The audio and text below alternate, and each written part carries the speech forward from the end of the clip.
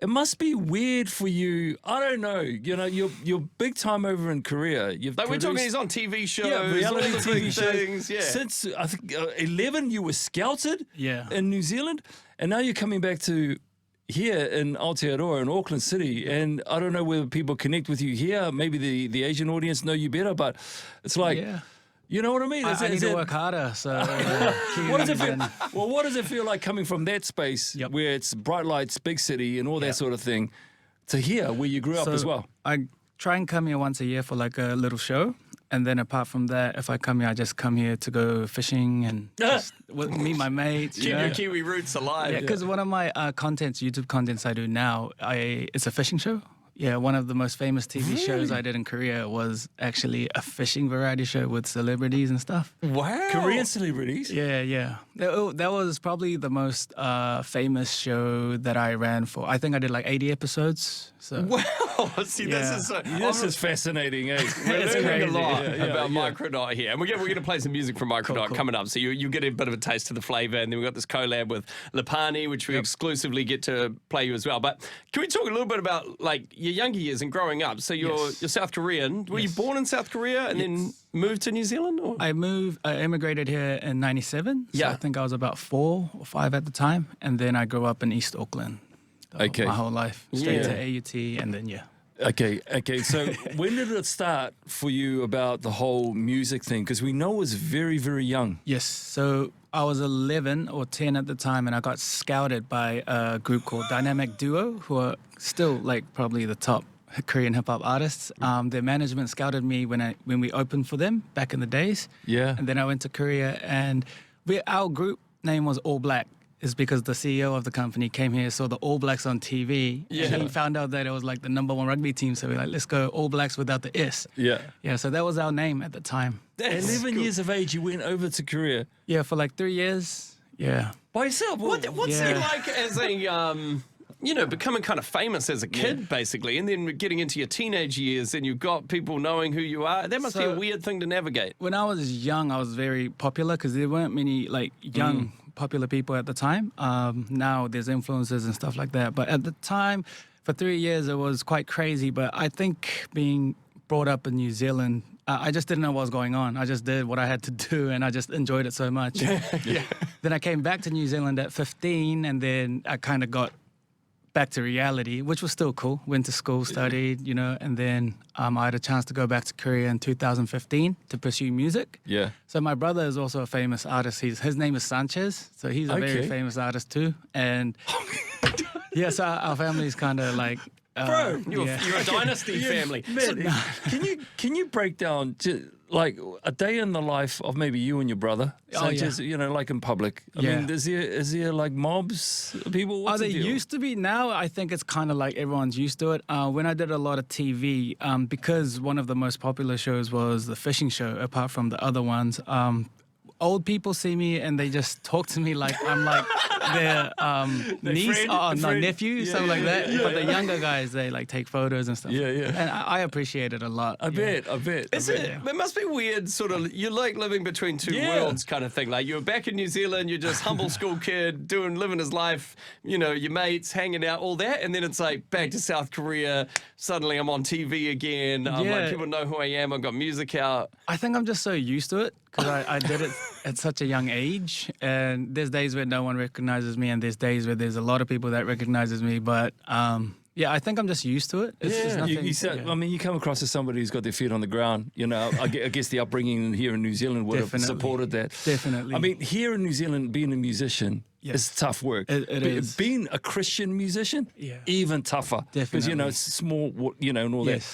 Where you're from, it's like a multi-billion-dollar gig, right? Yes. Everyone can do. Well, I'm saying everyone. I don't really know. Well, it's a bigger pond. It's massive. So, what is that like? So I've always thought of New Zealand that needs. I feel like I know. Am I going to get cancelled for saying this? But New Zealand is kind of like they don't rely on entertainment to cover politics or something like that. Whereas Korea, people, their happiness and their values. They work overtime 24/7. There's restaurants that are open 24/7. So entertainment is a real important thing in the country. In a lot of the Asian countries too. So I think Asian countries, especially K-pop, they rely on entertainment. A lot of money is invested into it. It helps the economy, I guess. Yeah. So when it's a down buzz, they have a festival and everyone's happy, kind of thing. Are you making a living in Korea? Gratefully, I am. There's been times where I was dead minus, so I've been doing it for so long. So it's Up a and lot down, of ups and downs. Yeah. Can you dance as well? I suck at dancing. Really? I don't believe you, When man. I ever film music videos, like the director gets angry at me because my actions are so poor. Because it seems like a big thing in a lot of Korean music and stuff It's that I've massive. seen. Yes. Is the dance and the singing is quite. But those The people combo. are trained for like 5 years before they debut. Yeah. Yeah. So they dance as well as they can talk. Bro, there's kind of some thing. mad, crazy dancers, eh? Yeah. I should have learned. Yeah. That's all right, bro. Bjorn doesn't know that. I can't dance either, bro. We just played a song, I Need You, Jesus, Yes. and a lot of that is in Korean. Yes. So I don't really know what it said, but Yeah. like the vibe. Can you tell us a bit about your faith and when did you become a Christian? And So I found my faith, I think, when I was about 16 at Elim Church in East yeah. Auckland. And then this song is about Psalms 14. So the lyrics are translated in the music video. I did it myself, so... oh, cool. Yeah, sorry if there's any typos. But yeah, there's a project in Korea with every Psalms. There's a famous singer. His wife is doing like a project for every Psalms with a famous singer. So Oh, Psalms wow. 14, I had the privilege to sing the lyrics and make it into a story. Yeah, that's there's what the song. Psalm 150 project. That's the one, There's a yeah. collective of you guys. Yes, yes. Is it a big collective? I mean, the artists that are on there are very, very famous. So it's quite Christian impactful. Christian yes, all artists? Christians. Yeah, so those are the ones who are trying to encourage kind of spiritually being positive. I'm more focused with my songs, with my album that's coming out, is more spiritual warfare. So it's quite deep. So the lyrics with Lepani you hear later, Yeah. it's quite deep. But I've kind of got to a point where I need to fight that battle. Yep. Every day of my life, because it's not about staying grounded, but just in an industry that can be toxic with the wrong people. If you're unlucky, you just need to have faith, and that's the only way to get out of it, because I have had some dark spots in my life, I guess.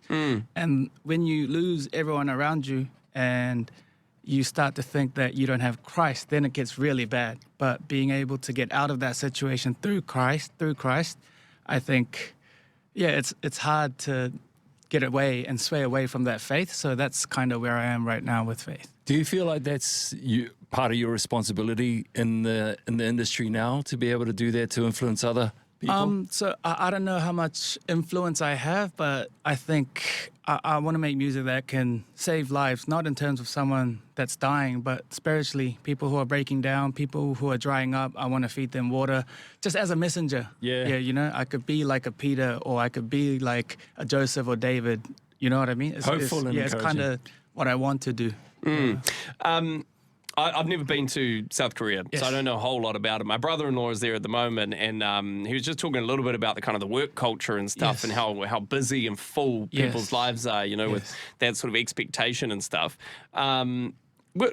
Is Christianity like an accepted kind of public thing in South Korea? Yeah, it is. There are also cults. There are also, you know, heaps of different religions, right? But Christianity is one of the biggest ones. Yeah, Christianity right. and I think Buddhism. Okay. Yeah, being an Asian country. So with that kind of context of like, I know every country has different things that the country in general, or maybe the people are facing or going through. Yes. What is that in Korea that you try and sort of speak to or give hope to? So I would never want to force anything on somebody, but with the music that I make, with the biblical values and the lyrics that I have, through my experience, I if they're not Christian, so if the listener's not Christian, I want them to like the melodies first, like the beat first. Yep. And I'm a strong believer in being able to evangelize without speaking words. Yeah, so I get you. Once they start listening to it, they hum the melodies. One day they'll get to the lyrics, if you get what I mean. Yeah, I get And what they've you already mean. memorized it. Yeah. So just little things like that, Yeah. I guess. Yeah. We the reason why we found you, we're interviewing you, is Yes. through Lepani. Yes, Lepani. Who we spoke about. He's in the UK now, Yes, doing yes. his thing and spreading his wings. Yes. He spoke so highly of you. Oh, and really? He said, you got to get Dave, you got to get Microdot in studio. So this is the reason why we're here. Yes. Tell us about your relationship with Lepani.